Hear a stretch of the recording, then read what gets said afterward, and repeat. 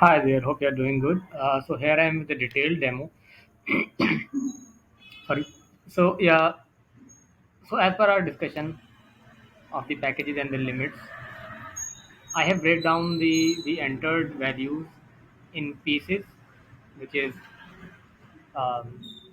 sorry in price, which is in from this gray area, accordingly from the weight of the page and the size of the page, and this will be the total packages which is being used, and this will be the per piece price, so that we can calculate the actual cost of the entered quantity. So these are basically like this. So you can focus on this one. So if I'll use it 499, it's showing me that it's taking the package of 250, which is above this 250 and below 500. So it's taking the package of 0.275, which is 250 package. So this is easy to understand, and you might be more familiar with this per piece price, but I'll check it with this way.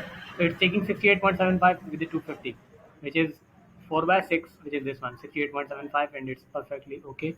Now if I'll use 500, so you'll see this will go up to 0.175 as per your description in the as per your given description in the chat.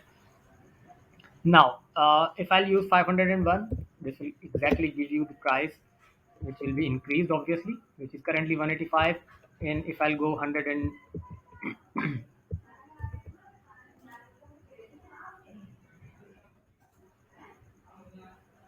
yep, so this is taking the right packages now. Okay, so it's taking, you can see for 500 it's 87.5, and for 501 it's 87.68. Similarly, it will increase by, sorry, unintentionally it got paused.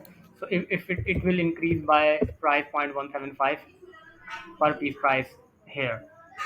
So now let me change the size to 6 by 11, and you'll see it's now taking 156 with the package of 500. But as soon as it will reach up to 99,999, it will still taking the same price scale of 500. But as soon as it will entered in 1000 entry quantity, the price rate will be used 218, which is this one, 218.75, which is rounded here, so showing 219.